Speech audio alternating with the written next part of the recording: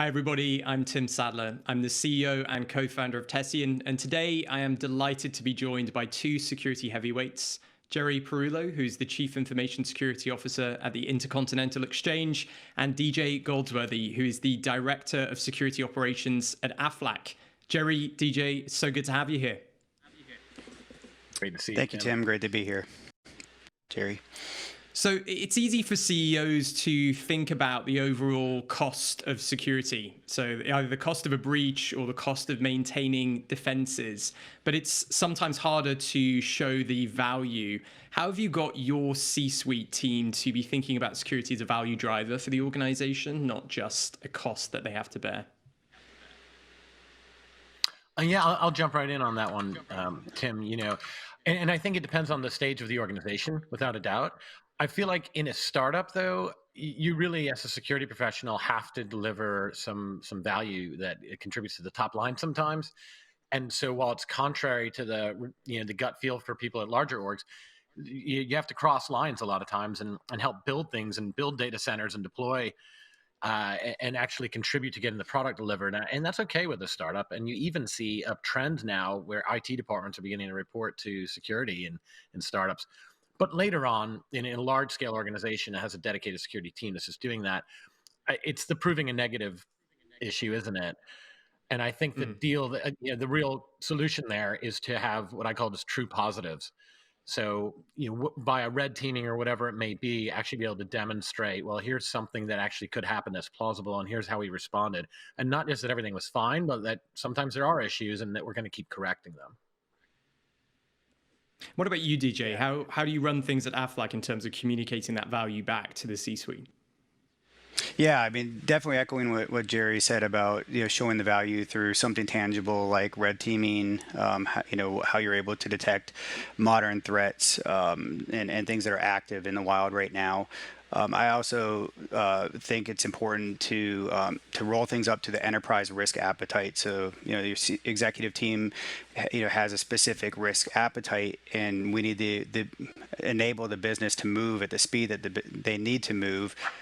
For things like mergers and acquisitions, developing new applications, new partnerships that require unique connectivity, and be able to move at a pace that is necessary while maintaining that risk appetite.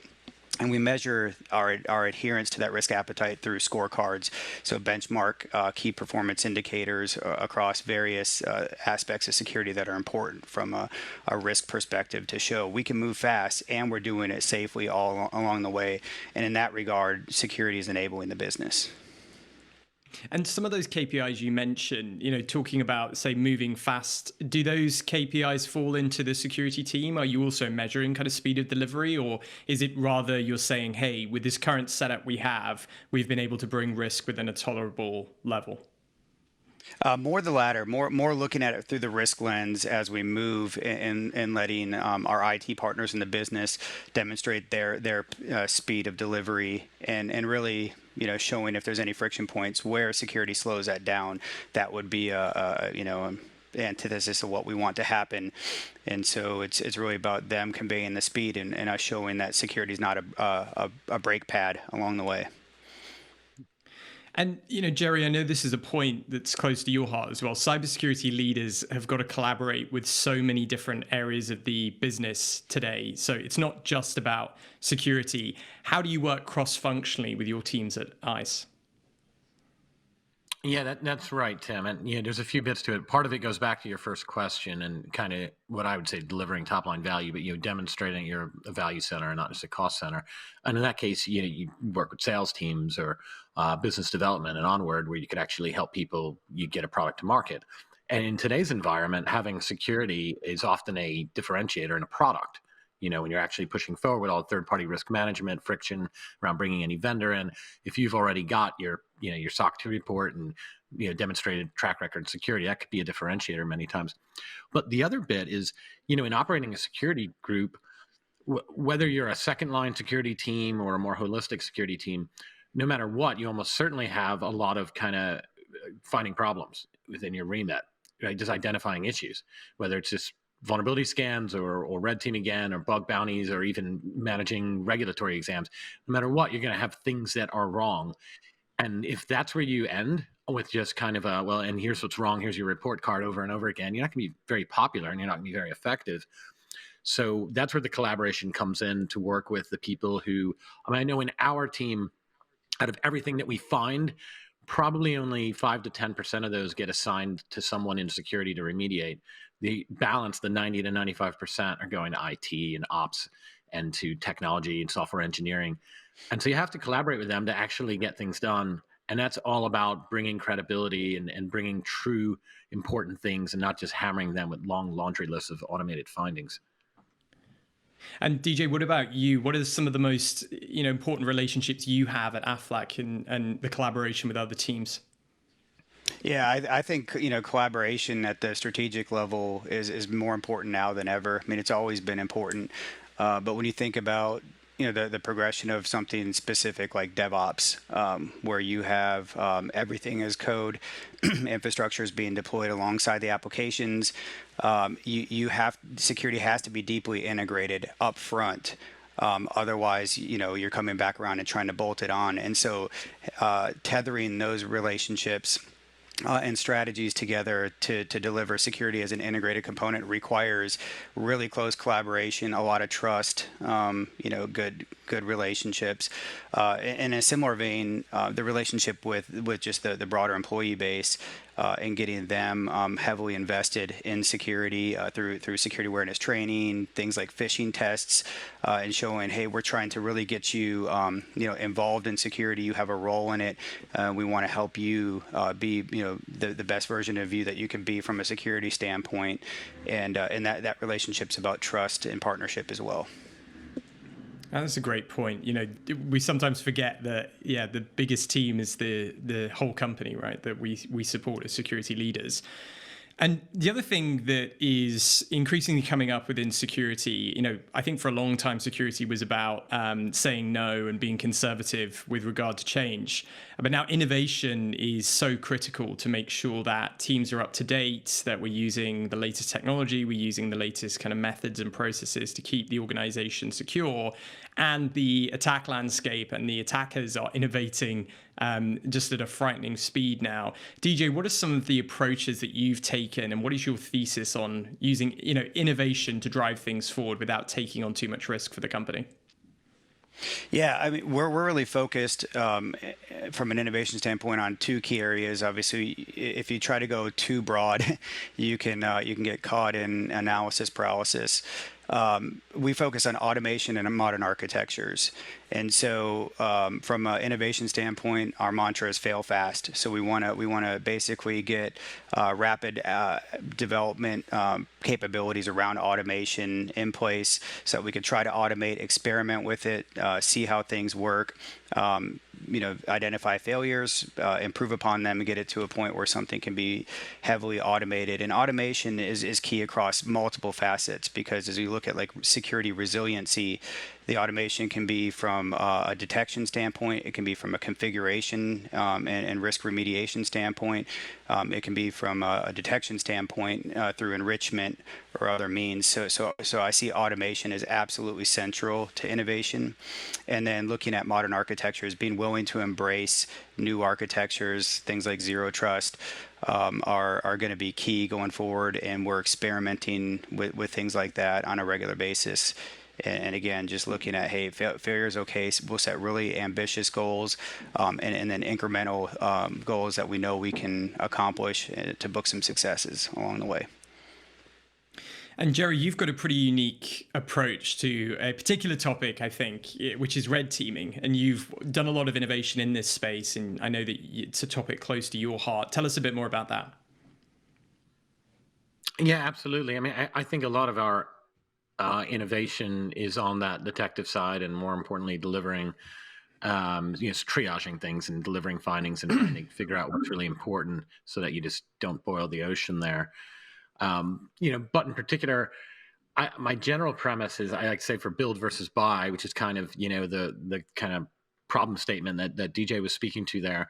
I love that fail fast, by the way. I'll probably start using that. But my little analog to that was builders buying. So I would say, it's worth trying anything and prototyping it. And then when you run into where it can't scale or it's not sustainable and highly available, but you care enough to worry about that, which means you're actually getting value out of it, then go to the market, and say, here's the functionality. And you're smarter by that point, right? Because you know what was actually challenging, so you'll be impressed when you see a vendor do it. But you also know what was trivial, so you just kind of not really put too much stock into that when you see it happening. Yeah. And when it comes to, I guess, how things have changed in the industry overall, do you think generally companies are taking enough risk when it comes to innovation, or do you think that there is still too much conservatism when it comes to thinking about, don't try and do too much new stuff, don't try and use too much new technology, because we've got to balance that risk? Yeah, I feel like in security we're in a unique time that's just extraordinarily immature, but by requirement, meaning the things that you'll get used to through a traditional operational risk management or financial risk management lens, and you think about trying to get finished, right? You want to get to an end state. You want to get your controls up to the point where, the levee is tall enough so that the rise in sea won't breach it 98% of the time. And then you're pretty much done, and just make sure that nothing has changed with that. And likewise, you want sustainable solutions. We call it automation today, but sustainability is really what it's about. And some automation is for efficiency and lowering headcount, but a lot of it is just about to make sure something's reliably going to happen. And that's the opposite of heroics, right? In traditional IT, if you find out that there's one person who's like kind of holding the cables together, so to speak, figuratively, that's a problem. Even if it works great, and as a risk manager, an operational risk manager, you point that out and you say, okay, we need to fix that. And so our natural inclination is to try to do the same thing in cybersecurity. And I hope just as much as anyone that we get there without a doubt. But in this short-term window, which may be 30 years or whatever it may be, it's still a short-term window. But right now, it requires quite a bit of heroics. And I know it's a bit discomforting, but when we all try to innovate and automate, that's to try to mitigate that a bit, and we spread the love a little and get really sharp team members that understand something, so you don't have just a single key individual. But that risk taking that you alluded to is all part of that. And we kind of have to, in the early days at ICE, I remember everyone, when we would do anything, they would say, well, what does, bank X do? Or what does investment bank Y do? Right? It was all about, well, let's be second to market, not first, but not last either. And in security, the answer to that pivoted to getting hacked. That's what they're doing. So it just we had to try something entirely new because nothing is really working. So I do think that begets a lot more risk management than you would traditionally have. I'm sorry, a lot more risk taking. Yeah, and this links to a topic and a phrase that we often hear about, which is this cat and mouse game. And DJ, I wanted to get your thoughts on this. Do you agree with the cat and mouse analogy that we've got risks evolving every day? And if so, how important is it to have that agility within a security team? Yeah, absolutely. I think for probably far too long, security was very much a cat and mouse game, and I do think the security industry is getting a better footing to change that paradigm some, and moving more to a model of resiliency. And I think that's where programs need to be. To your question about are companies taking risks, I would say absolutely. I think they're taking more risk now with public cloud, with software as a service. Companies are increasingly comfortable, decentralizing the network, relying on APIs from other tools to work with their applications, and so that decentralization and that rapid embracing of modern architectures that are very ephemeral. Very much requires security to be able to overlay as a blanket over an ephemeral environment. And that means different types of technologies, different designs of environments, and so forth. And so the days of this type of attack was created prevention for it, this type of attack was created prevention for it, those days are long gone. And now it needs to be, more based on big data, elegant usage of heuristic type of patterns, where one deployment methodology can solve a lot of problems regardless of the types of technologies that underlay it. And so it's very, very critical in my mind that we get entirely out of the cat and mouse game and think more about how we can fundamentally embed security into these environments and have that resiliency. that comes with that. And what are your thoughts on this, Jerry? How does that mesh with your worldview at ICE? Yeah, absolutely. I mean, it's absolutely critical. Yeah, I have this notion. My mantra now has been adversarial risk management. Right, that's what I'm calling it. As if to say you have operational risk management, financial, but something's different here. So let's put a name on it and define it. And to me, it's all about the presence of the adversary, right? And that's why, kind of, if you try to project metaphorically success in like the levee against a hurricane or something like that, that's where you have to take into account that something is different here. Meaning hurricanes are kind of dumb, and they're not going to do too much in reaction to what defenses you put up, but an adversary will. So that's what we're dealing with here. Taking that to the strategic level, and like getting back to KPIs, like DJ mentioned at the onset, we've pivoted to the less metrics that you're showing, the better, I think, right? Because you're going to get more of an attention span. So on balance, these 20 metric decks is just, I don't find anybody's getting a lot of value out of those. And we're really down to just a handful. And probably the most important and valuable one is what we call the remediation agility chart. So it goes straight to what you're saying. And in one chart, we show how many things that we're detecting over time that are critical and high. So, filtered a bit, how many we're closing out, and then how many are aging past their SLA, if you will. And so in that visualization, what we're really trying to say is there will always be things. There will always be problems. The organization needs to be able to react to them quickly and shift that lens that used to be, let's finish the job and just get secure, so to speak, and then we can be done. Because that graph should never go down to nil, or we're just not looking close enough.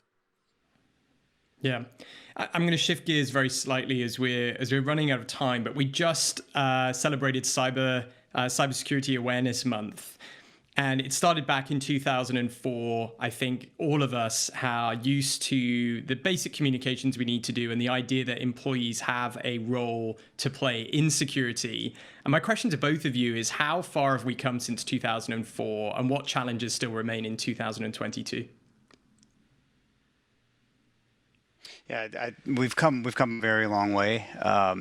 I think as we look to 22 and what's changed is something I've already been harping on a bit, is the pace of change of technology.